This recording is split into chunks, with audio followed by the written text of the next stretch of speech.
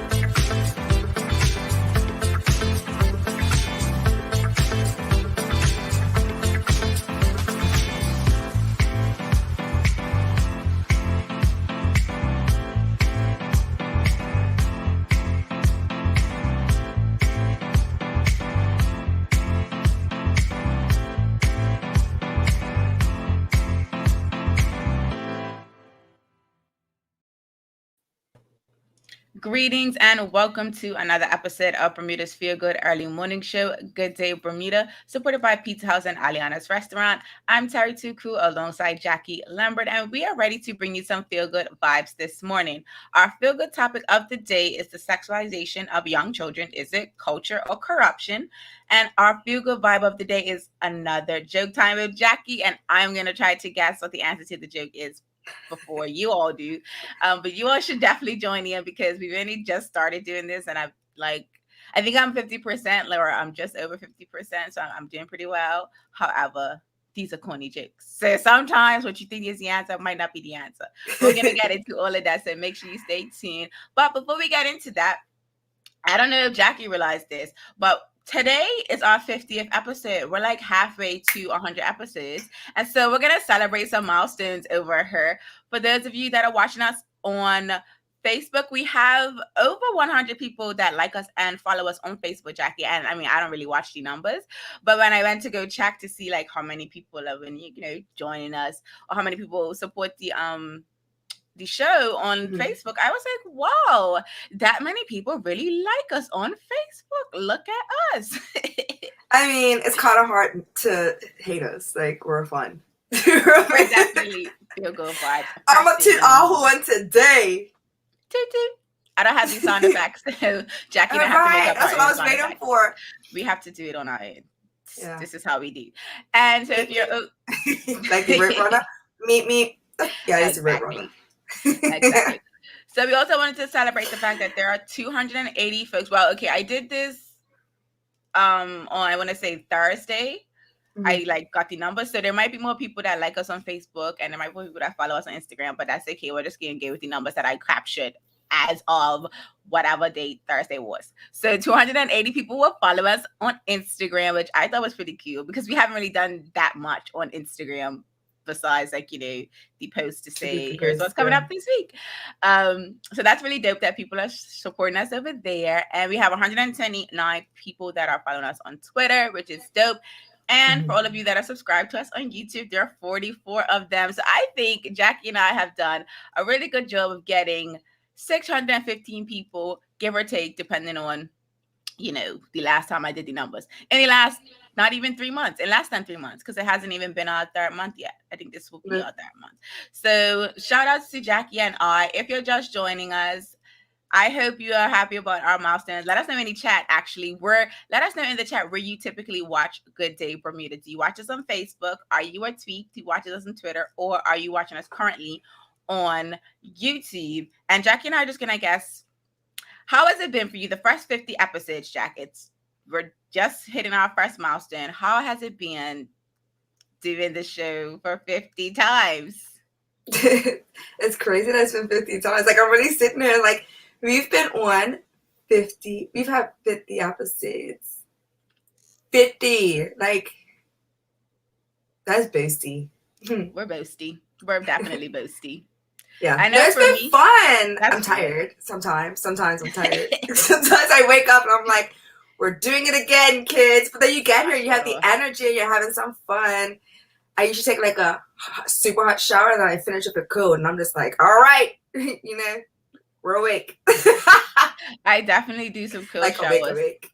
I definitely do cold showers. It's definitely helped me as well. I know I have to stop doing the warm showers first thing in the morning before the show, because then you get into like sunburn sleep. Yeah, you get super relaxed, which is, that's a vibe. But first thing in the morning, people are trying to like, get woken up. They're trying to like get ready. We can't be the people that wake people up and then still be like, exactly. You put them back to sleep. They wouldn't make it work. Or they'll be working from home. Like, you know what, boss? I'm going to stay home today. Yeah. If you're just joining us, Jacky and I are celebrating the fact that today is our 50th episode. We are halfway to a century. And let us know in the comments where you typically watch Good Day Bermuda. And we also have another question for you. How did you first hear about Good Day Bermuda? Obviously, Jacky and I's first hearing about Good Day Bermuda was through the company. However, we want to know how y'all first heard about Good Day Bermuda. Was it a social media post? Did someone share the episode or an episode with you? Did a guest share that they were going to be on the show and you decided to watch? I actually want to know, Jacky, what has been either your favorite episode, topic, or guest? I'm giving you 3 options so you don't have to feel like you have to just pick one. But I mean, if you want to pick one, you can't just pick one. I mean, we talked about this the other day, and I can't even remember my answer because there's been more fun episodes. Well, that's fine, and we have new favorites. I want to say last week Wednesday we did the evolution of music, or Thursday. It was Wednesday. I really enjoyed that episode. Like, interact with the audience and them saying their genres, their favorite artists or groups and stuff like that. And then just thinking about the memories that were created with that music. And to know that we can, like, is that my favorite? I mean, it could be your favorite to date. Right now. This question, right now, off the top of my head, that's my favorite. In the present moment, that's what Jacky is going with. And she's sticking by her man, y'all. Y'all know I like some music. You know? That's my man. That's your man. You're sticking by. I know for me, I think I say this often because, well, I guess because I do a lot of this stuff behind the scenes, so I have to see a little bit more than Jacky would get to see.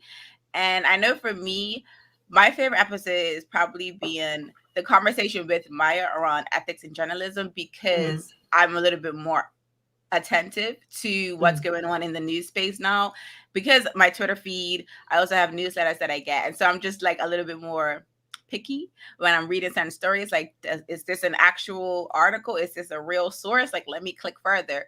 And so I feel like now I'm a little bit more, I wouldn't say I'm more, I hold everything to a certain standard now after that conversation with Maya, because I'm like, no, yeah, you're right. I shouldn't just be looking at these blog like news articles. I should be looking at reputable sources, even though I already knew that.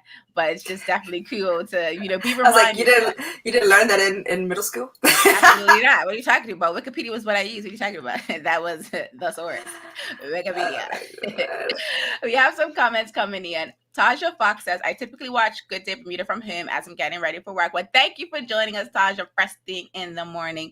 And she says she first heard about us on the Daily Hour when they were announcing the new show. Thank you for coming over with us first thing in the morning. I know, right? I'm just excited because it's 50 episodes, and I don't know if anyone's ever done anything on trying to keep it on a consistent basis. It gets really interesting. I haven't even done that with my diet. Exactly. This is commitment, guys. You should be proud of us. Because I've usually said, yeah, I'm going to go vegetarian or vegan, and then somehow I slip up and I have a piece of fish, and I'm like, oh, starting over. Day one. Day one. It's like Groundhog Day. We start day one over and over again. And you're like, you know what? Forget it. At this point, whenever I feel like doing plant-based, I'm gonna just do it because I can't commit. I can't commit. That's not the man that I'm sticking beside. Yeah, I did go for red meat for 3 months. So I know that just holds with it. Like, we're so proud. We're so proud of it here. We are proud because listen, if we make it to one day, that's a blessing. So we have a comment from Carmen Jones. Jack, I usually watch on Facebook. First heard about you on the Daily Hour. I like the optimism that you bring to the day. Oh, thank you. Thank you so much. And then we have another comment from Anita. She says, we heard about the show from Jacky and Terri. We miss you guys. It was great to visit. See you next time. But they don't live on the island? Mm-mm. Oh. Anita, where do you live? If you don't mind sharing. Massachusetts. I was gonna ask her. She's still her thunder. She's gonna come back. She's gonna answer. I need to answer. Jackie. I need to answer. That could hurt somebody. Sometimes she'll be paying attention to the subliminal messages that I be trying to send, but it's okay. I feel like you have to remember that I have ADHD, and sometimes it's just like you ask a question, I have an answer. Yeah, I have to get it out before I lose focus. Get it out now. On that note, you got to make sure you get it out fast. So that's why it's good that she's doing the. Well, no, it's actually not. It's probably difficult for you to give me the joke and not give me the answer like right after it. Like that song is like, you got it, Terry. Come on, Terry. Say it, Terry. I'm gonna tell you. You're taking too long for me. I'm over it. 3, 2, 1. My answer. It's like those 3 seconds. Those were the longest 3 seconds of her day, y'all. Like holding your breath. We have another comment from Anita. She says, we will be back, hoping Mike's company will send him down soon. All right. Well, we're definitely going to be looking for you.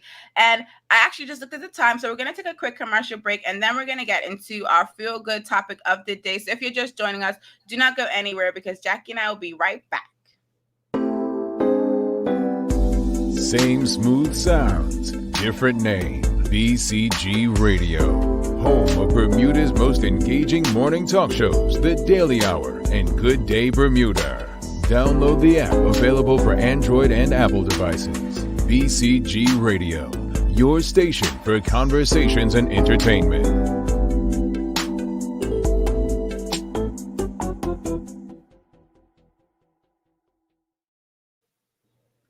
Welcome back to Good Day Bermuda, supported by Pizza House and Aliana's Restaurant. I'm Terri Tuku alongside Jackie Lambert. If you're just joining us, we did have our Feel Good warm-up. We're celebrating some milestones over here, and we did want to know, how did you first hear about Good Day Bermuda? So as you're joining us, let us know in the comments how you first heard about our show. We are going to switch to our Feel Good topic, but that should not stop you from letting us know how you first heard about us. So our feel-good topic of the day is the sexualization of young children. Now, we posted on our Instagram and our Twitter account. We didn't get a chance to post it on Facebook. So if you do follow us on Facebook, we apologize. We will talk you through it, because we're not going to play it because it has some music in there that we are not licensed to play. So we are not going to play it. But the gist of the video, if you have not seen it, was there was a children's party where the Cocomelons, I don't know what they call those things anymore. I'm old now, but like Bonnie and them, and they used to like be in those costumes. the big costumes, like the big costume. They had the Cocomelon baby at the party, and so we actually found 2 videos. The first video we saw was on V103's Instagram page, and it was the baby, the Cocomelon baby, and the babies, the kids. They were on the side of the house dancing to some New Orleans bounce music. And I don't know if you've ever experienced New Orleans bounce music, or if you've ever seen New Orleans bounce music, but think of Master P, No Limits, Back That Thing Up by Juvenile. That kind of energy is what bounce music in New Orleans is basically all about. So the Cocomelons doll and the babies were basically backing it up to this music. I don't know the name of the song, to be quite honest, because I haven't listened to New Orleans bounce music in a while. And on V103, their question was, is this culture or is it corruption? And they had basically connected African-American culture, African culture, as well as Caribbean culture to this idea of, young girls just dancing, gyrating, whining, all of the different terms that people use. And they went live to talk about it. And there was an actual split response to it. And so Jackie and I wanted to have this conversation. And the first thing that we wanted to ask, if you didn't watch the video, just overall, I'm pretty sure you can kind of get a sense of, what it is we're going to talk about. And we want to know, the first question is, do you think our culture sexualizes girls? And our culture being Caribbean culture, because that's generally the one that we associate with the most. So we do want to let the ask the audience, do you think our culture sexualizes or over-sexualizes girls? Jackie and I will get the conversation started. And as you're joining, let us know in the comments what you think. And I want to shout out Karen Edward Simmons. Thank you for joining us. Good morning. So Jack, you saw the video. Mm-hmm. We actually talked about it a little bit before we actually started today's show. Not today, but we talked about it before. How do you think about this idea of our culture over sexualizing young girls? I am still disturbed at the video because the way they were dancing, some people think that grown adults like ourselves dancing like that is inappropriate. So for us to get ridiculed and then to see this video of these little girls with their hands against the against the wall, and they're twerking, it actually made it's inappropriate. And I know you asked the question, is this culture or is this corruption? And I think it's definitely both. It's corruption that has now turned into our culture, like we've adopted it and we've passed it on, and it's become younger and younger for these girls to learn and to do. And I just don't think it's okay. I mean, if that's your child and they're watching you and they're doing stuff, like, you know, children learn. A lot of stuff is learned behavior. So if you're seeing this type of stuff and you see your child doing it, I don't think it's appropriate to record it and then share it to the world, at least. Like, I was interesting. So as I mentioned, Jacky and I did post this to our Instagram and our Twitter account. So if you're not following us on either platform, do make sure you do, so that you kind of have the visual references, because we will be posting things like this on our Instagram page, or all of our social media pages. Actually, Facebook's doing some weird stuff, so that's why we couldn't get it up on Facebook. Yeah. But so do make sure you follow us on Instagram and Twitter, because we have access over there and it's working over there. So do make sure you come over there. One of the things I found interesting is when I went to go, like, you know, do a little bit of research and kind of see like what the audience in America, because if you don't know, B103 is in Atlanta, and there was the parents, so the mothers of either one of the girls, both of the girls, or more children that were at the party, they actually said that that's their child, and they stand beside the video. Like, they were not seeing any issue with the video or seeing the issue with their daughters dance the way they were dancing in the video, which I really found interesting, because I don't know. I mean, because as you mentioned, as a child at that age, everything's learned behavior. Like, you're a sponge. You're picking up the things that your parents do, the way that they talk, the way that they move. And so you will absolutely just mimic that behavior. And it was really interesting to watch the Instagram live, because there was 3 guys that were on the live and 2 women that were on the live. And the men were like, it's a no. Like, if my daughter ever did this at this age, she's going to get pulled to the side. Like, she's not doing this, she's going to get stopped. And the women were kind of just like, but that's the culture. That's what they do. That's how they dance. And I was just like, this is like a complete 180. Let me ask. So you sent me a second video, just like, look, the babies are doing this dance now. And it looked like it was the Cupid shuffle. And that is a cultural, that's like the electric slide, right? My issue is they were better at twerking than they were learning how to do the Cupid shuffle. Mm-hmm. That's where I was just like, so they twerk better than me. But they don't know how to do the Cupid shuffle. Like, I can understand if it was cultural all around, but it seems like the only thing that they were learning was the how it was twerking. The twerking dance. And then so it's actually something else that I wanted to bring into the conversation, because in, like, you know, deciding to talk about the over-sexualization of our children, one of the things that I found interesting in an article was the age that this happens. So we do want to ask the audience, if you're joining us, at what age do you think our children tend to get sexualized? At what age do you see children doing these dances, mimicking, you know, their parents? And at what age do you think this happens? Jack and I are going to continue talking about it, because this birthday party had a lot going on. I think for me, what was probably disturbing was because, you know, the person in the costume is an adult, right? So you do know that person is old enough, or I would assume that it's at least a 16-year-old or 18-year-old in that costume. I'm just going to make that assumption. So my assumption would be that the person in the costume is old enough to do it, yes, but you are now taking on the persona of a baby, and you're about to dance in front of young children. So if you're not doing the Carlton shuffle, like if you're not trying to hit that little offbeat dance that Carlton was doing, right, I don't really want you to be doing any other dance. And it's not like twerking isn't sexualized. Like, twerking is sexualized. Girls do it it's almost like peacocking. So you're doing it to get the attention of certain men. Sometimes you're not. Sometimes that's just what your body feels like doing, and that's fine. But when you know that dance in particular is sexual, or the actual dance is sexualized, I don't see why you'd be promoting for children to do it. Like, there's other dances you can do. We used to do the little sunshine dance and all that other craziness. But I just want to bring back the Teletubbies. Like, I don't know. Kids used to do cartwheels as a dance move. Like, I'm so concerned. Why are our children's heroes twerking in videos? We have a comment from Karen Edwards Simmons, excuse me. She says, children mimic what they see and hear. However, as children, they don't have the context to what they're doing as being inappropriate. Twerking, gyrating, move yourself in a sexual manner. It's up to the responsible adults. Absolutely. Jacky and I 100% agree. I think what's also interesting is the age that these children are. So let us know in the comments, at what age do you see this type of behavior happening? Like, at what age do you see the young kids, or what age do you think our young children are being sexualized? Because I actually wanted to bring this thought in, or this comment into the conversation as well, because during the live, one gentleman had said, like, but the boys are looking at this dance as being sexual, like, even though they're young, and even though they're not necessarily maybe weren't told that it's a sexual dance, they are looking at that dance and like, okay, it's just moving like any dance, really. Guys look at you and they think that's a sexual dance. You could be just walking and it's sexual.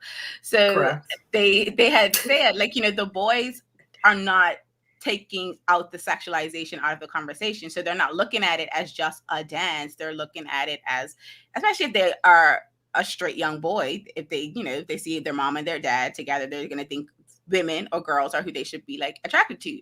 So it was just like I think for me, the sad part was the moms like trying to defend it, because I actually went to the page, so I can confirm that it was the mom, because I went to the page and that's how I got the other videos. And these girls look like they're between 4 and 7. Mm-hmm.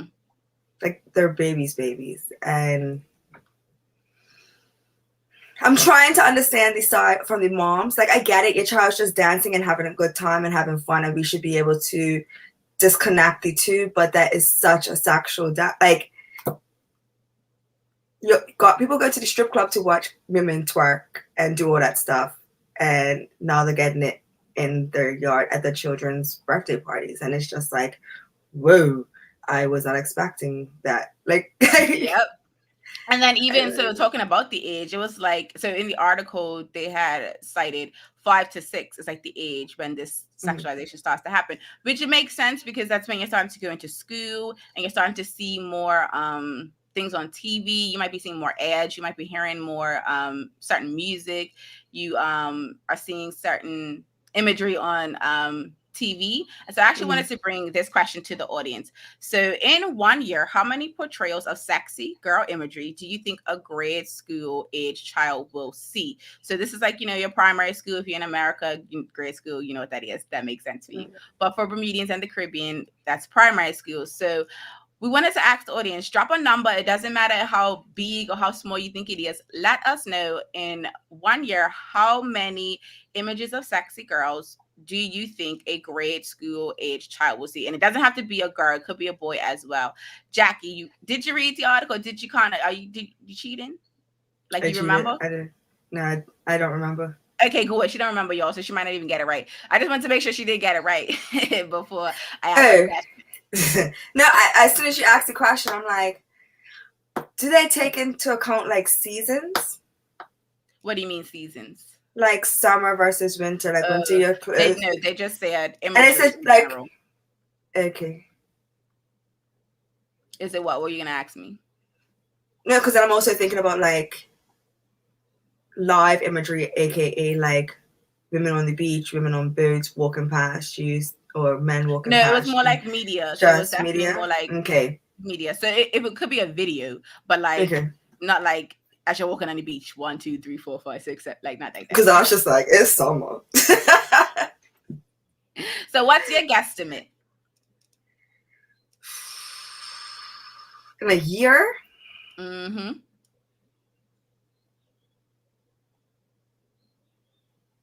Definitely in the 100,000s, because you see like 1,000 a day. Easily. So I actually want to come back to this comment from Karen Edwards Simmons. She mentioned at any age that people look at them in a sexual way. And I agree. I think, and that's the sad part about it, right? Because we've heard of child pornography. Exactly. It could be a whole newborn that gets somebody's person off.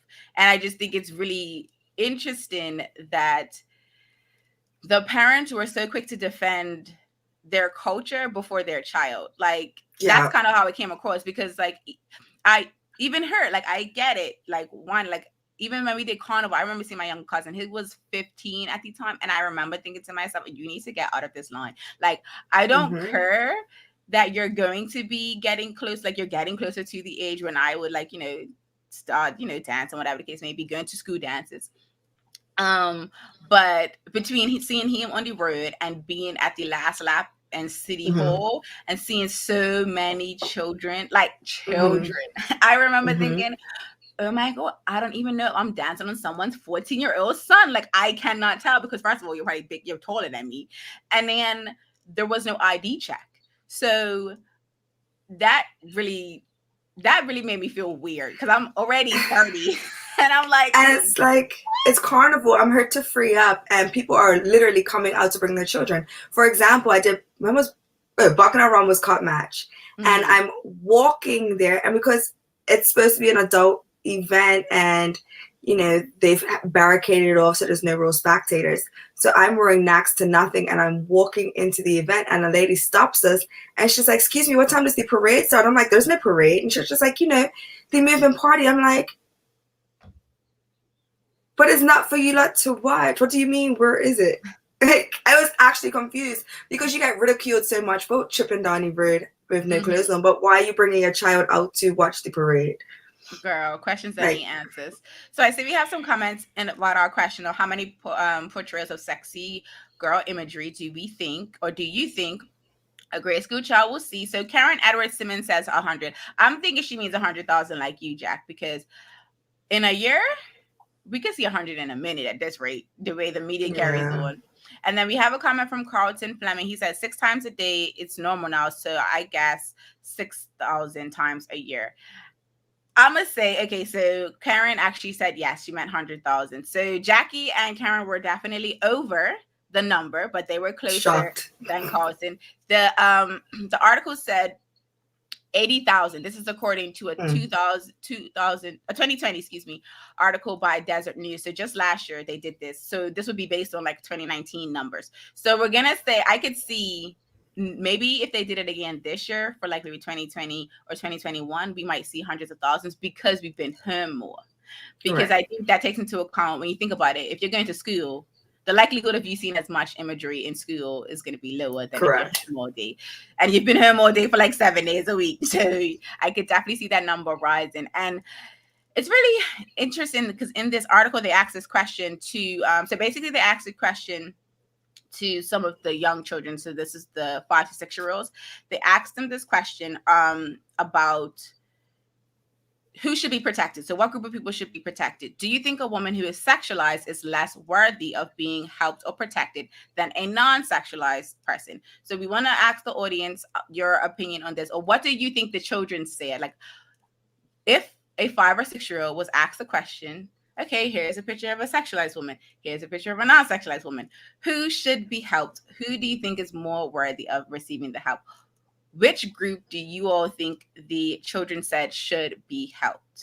It might be obvious. It might not be obvious. So let us know in the comments what you think. Jackie said she read the article, but she forgets, y'all. So I'm grateful that she forgets things really fast, because that means she didn't remember what the article said. So Jackie, I read it while I was doing stuff. So I'm like, some of it. Great. I absorbed some of it. But it was kind of like quick cliff notes. That's fine. That's great. That works better for me when I ask you these questions. So what do you think? It's been a busy weekend. What do you think the kids said? People think, I don't know, because it's kids, right? So I'm just going to go with the non-sexualized one. Let's see what they say. Why would you think that they would say that, though? Because I feel like even if they see, because they see 80,000 imagery of because women that are sexualized, people have less respect for it, even though it's not them that's doing it. Right? So I walk down the street and I have on less clothes if I'm, registering the question, right? I walk down the street and I have less clothes than you, and I get sexually harassed. 9 times out of 10, people are just like, well, maybe you should wear more clothes. And it's just like, why can't I be respected regardless of how I dress? And I see this comment from Carmen Jens. She says, more than likely the non-sexualized. Society teaches people from young to treat females with disrespect. And that's right connected with your point, Jack, like the exact same thing that you just said. And I actually want to bring in that point that Carmen said towards the end. Society teaches people from young to treat women with disrespect. So let's talk about that. Like, why do we think actually... Yes, we're going to talk about that because I have another question for the audience. Why do we think, I'm just trying to connect the dots in my head. Why do we think that society teaches our young children to disrespect women? And you can use terminology that might be difficult for Jack and I to pronounce on the screen. It's fine. We'll try our best. Before you answer, Jack, I have a comment from Karen. She says, any woman who's being sexualized and it is unwarranted attention should be protected and help. Respect is due to everyone. And that's something that I agree with. The children did agree with Jackie. They said the non-sexualized woman is less worthy. I mean, is more worthy than the sexualized person. So that's who they thought should also be protected. But I wanted to talk about that. So this idea of women are just not respected in general, like society teaching us that. How do you feel about that, Jack? Like, why do you think that's a thing? And audience, you have to answer this as well, audience. So you have to let us know in the comments, why do you think our society teaches young people, teach us from young to disrespect women? Go ahead, Jack. Because they look at us like property. I mean, everything that we do it adds to or it subtracts from our value. Mm-hmm. So we walk down the street, we back answer too much. You need to be put in your place. Like the amount of comments that I've received, it's ridiculous. But we've always been lesser than. If you look at all the cultures, look at Saudi Arabia. The prince can have as many wives or concubines as he wants, but the moment she even back answers him, her life is on the line. Like we are. And do you think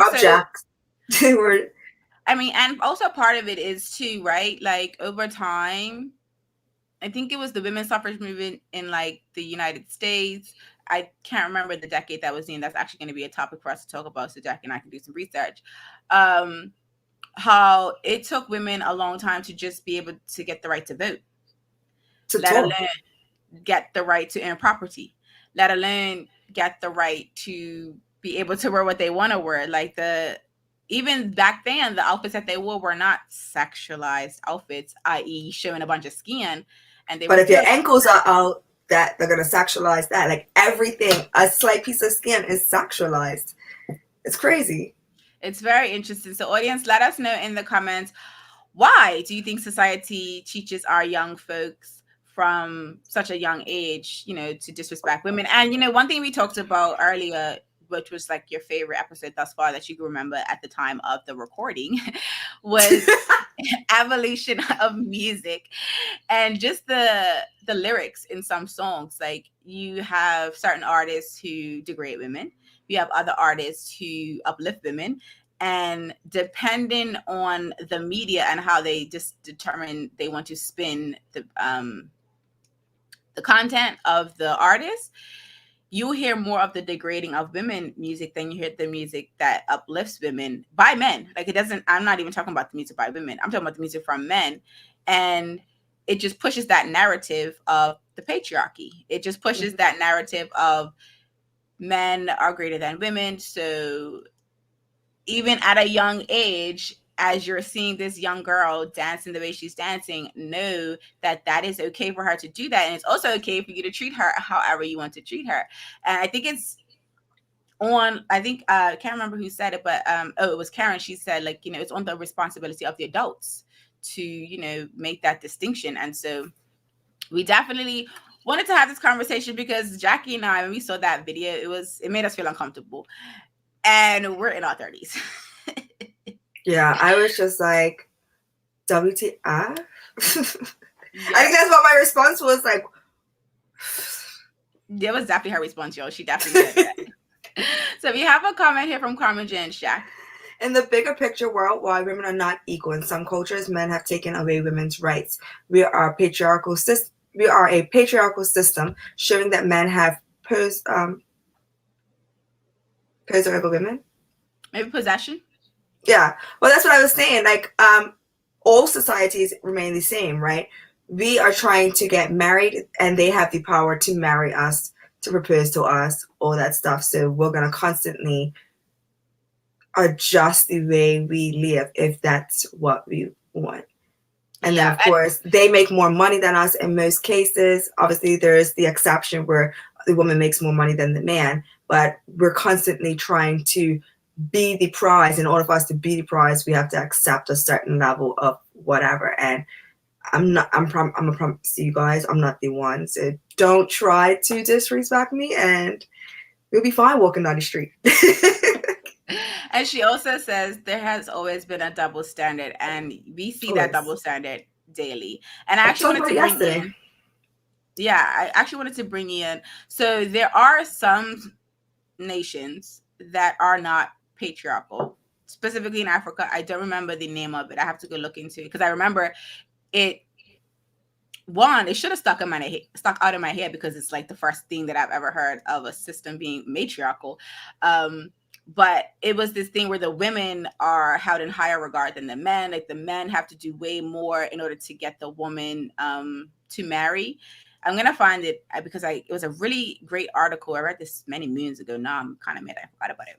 But it was just when Carmen mentioned like it's worldwide, I was like, definitely the majority of the world is on this patriarchal system. And unfortunately, those nations that are matriarchal don't get put out there in the public because the media is run by companies that are run by men. So of course, if they feel like, this type of information is going to possibly threaten their system, then they are not going to put that out there.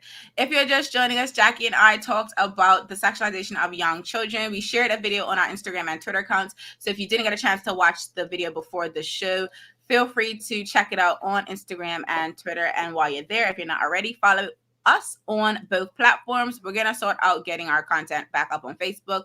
It really only just likes us doing our scheduled shows, which is great. But we also have other content that we want y'all to join in with us on. And if you are not following us on Instagram and you head over to IG, make sure you follow us because tonight, Jacky and I are going live between 8:30 and 8:45. We're going to have a quick conversation about what we're going to be talking about tomorrow. So if you want to, get a sense of what Jacky and I are going to be bringing to you tomorrow morning, maybe get your thoughts together so that when you come in, you can jump right into the comments with us.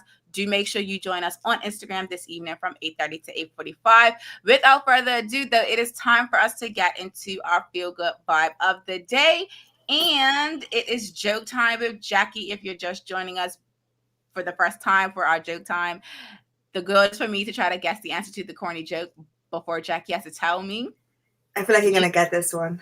You can join in as well in the comments. If you don't want to join in, that's fine, but drop the emoji of your reaction to Jacky's joke. So, Jacky, I am ready. Let's do this. Okay, this is a cute one. Okay. What did the big flower say to the little flower? You're shady. That actually confused me. I'm like, what? Yes. But no, it says, hey, bud. Oh, buddy. Hey, little bud. Okay, which U.S. state has the smallest soft drinks?